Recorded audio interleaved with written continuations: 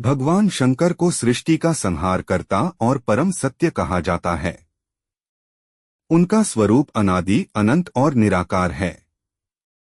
शिवपुराण में शिवलिंग की उत्पत्ति से जुड़ी एक अद्भुत कथा मिलती है, जिसमें भगवान शिव ने एक अनंत अग्नि स्तंभ ज्योतिर्लिंग का रूप धारण किया था। इस कथा में ब्रह्मा, विष्णु और शिव के मध्य शक्ति और सर्वोच्चता को लेकर एक महत्वपूर्ण घटना घटी थी। बहुत समय पहले की बात है। एक बार भगवान विष्णु और ब्रह्मा जी के बीच यह विवाद हो गया कि उनमें से सबसे श्रेष्ठ और महान देवता कौन है। भगवान विष्णु ने कहा, मैं ही सृष्टि का पालन करता हूँ, सभी जीवों को जीवनदान देता हूँ, इसलिए मैं सबसे श्रेष्ठ हूँ। ब्रह्मा जी ने उत्तर दिया, मैं सृष्टि का निर्माण करता हूँ। यह संपूर्ण ब्रह्मांड मेरी सृजन शक्ति से उत्पन्न हुआ है, इसलिए मैं सबसे महान हूँ। दोनों के बीच यह विवाद इतना बढ़ गया कि देवता भी चिंतित हो गए। सृष्टि में असंतुलन उत्पन्न होने लगा। जब ब्रह्मा और विष्णु का विवाद बढ़ा, तब अचानक एक विशाल अग्नि स्तंभ ज्योतिर्लिंग प्रकट हुआ। यह अग्नि स्तंभ इतना विशाल था कि इसका कोई आदि और कोई अंत नहीं था। यह देखकर दोनों देवता चकित हो गए।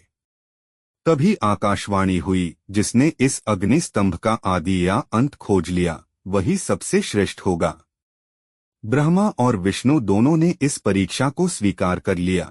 विष्णु जी का वराह रूप और असफलता। भगवान विष्णु ने इस अग्नि स्तंभ का अंत खोजने के लिए वराह का रूप धारण किया और नीचे की ओर चल पड़े। वे हजारों वर्षों तक नीचे जाते रहे, लेकिन उन्हें इस स्तंभ का आधार नहीं मिला। थककर वे समझ गए कि यह अनंत है और उन्होंने हार मान ली। दूसरी ओर ब्रह्मा जी हंस रूप में उड़ते हुए इस अग्नि स्तंभ के शीर्ष को खोजने चले गए।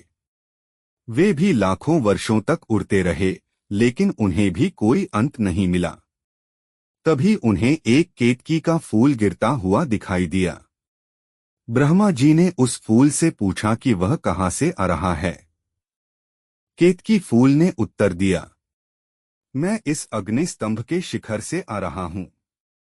ब्रह्मा जी ने छल किया और उस फूल को साक्षी मानकर झूठ बोल दिया कि उन्होंने इस अग्नि स्तंभ का अंत देख लिया है। जब ब्रह्मा जी ने झूठ कहा, तब अचानक उस अग्नि स्तंभ से भगवान शिव स्वयं प्रकट हुए। वे अत्यंत क्रोधित थे और उन्होंने ब्रह्मा जी को श्राप दिया। ब्रह्मा, आपने झूठ बोला है, इसलिए इस संसार में आपकी कोई पूजा नहीं होगी। भगवान शिव ने केतकी के फूल को भी श्राप दिया कि अब से यह किसी भी पूजा में नहीं चढ़ाया जाएगा।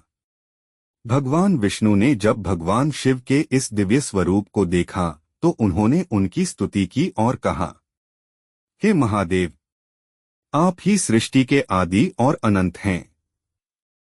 आप ही परम सत्य हैं। हम सब आपकी ही शक्ति से कार्य करते हैं।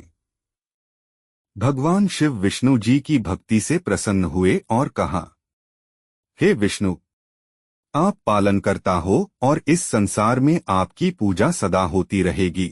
इसके बाद भगवान शिव ने घोषणा की कि यह अग्नि स्तंभ ही शिवलिंग का रूप होगा और इसकी पूजा करने से मोक्ष की प्राप्ति होगी।